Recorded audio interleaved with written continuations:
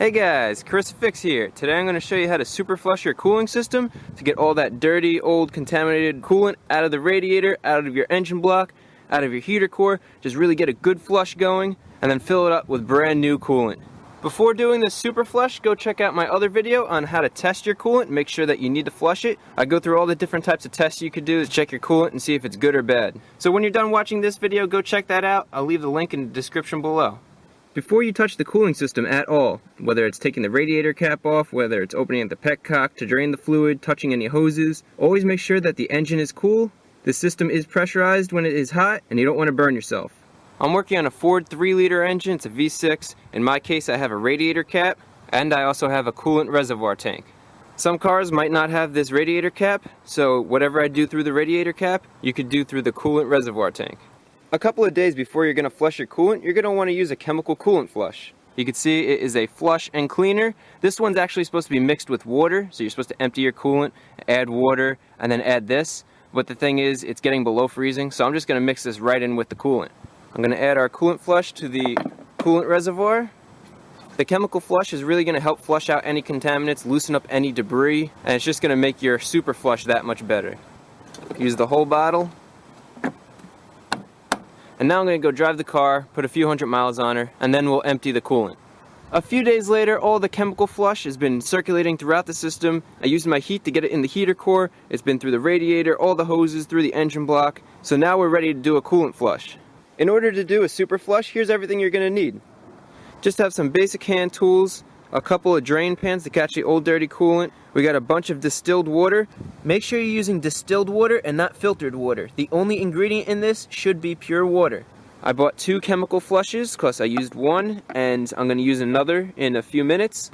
And then you need to get coolant. I'm using a 50-50 mix so I don't have to add water. It's cheaper if you use the concentrate, but for convenience I like using 50-50. It's all up to you. I'm using Long Life antifreeze. It's just that much better. And this is the green stuff. So you want to check your owner's manual and see what kind of coolant you need to use, and also the capacity, so how much coolant that your cooling system will use. In my case, I know I need to use the green coolant and not the orange coolant. It says it right there. And when I go into my owner's manual under coolant with air conditioning, I have an air conditioner on my 3-liter V6. It takes 10.2 quarts, so that's about 2.5 gallons. Now that we know the capacity and what kind of coolant that we're going to use, and we know all the tools that we need, let's begin. First step, grab one of your containers here, and we're going to slide it underneath the car. So this right here is the radiator shroud. There's my fan. This whole thing here is the radiator.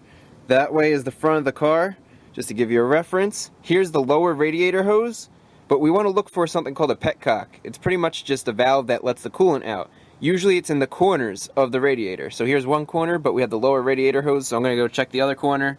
You can see here's the other corner and here's the petcock. It's just a valve and you see the coolant's going to flow right out of there. If you don't have a petcock like this, then what you do is you have to take off the lower radiator hose. Get a pliers, take that hose clamp off, pull the hose off, and let all the radiator fluid drain. This petcock is a 3/4 of an inch, so just get your ratchet on here, 3/4 of an inch, crack it loose.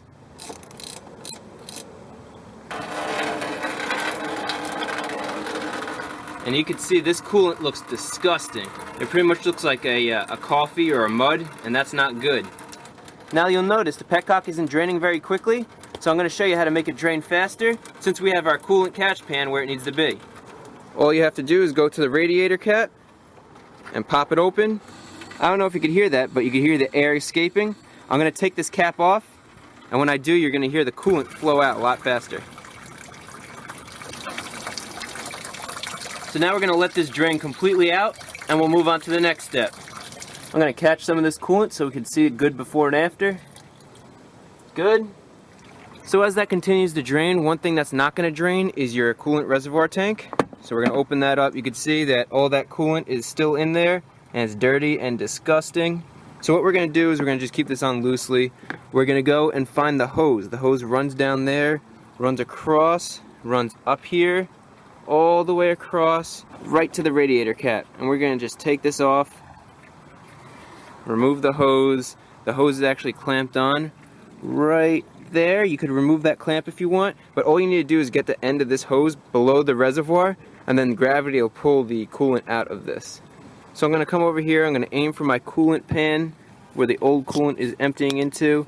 Just slide this down here. If we go in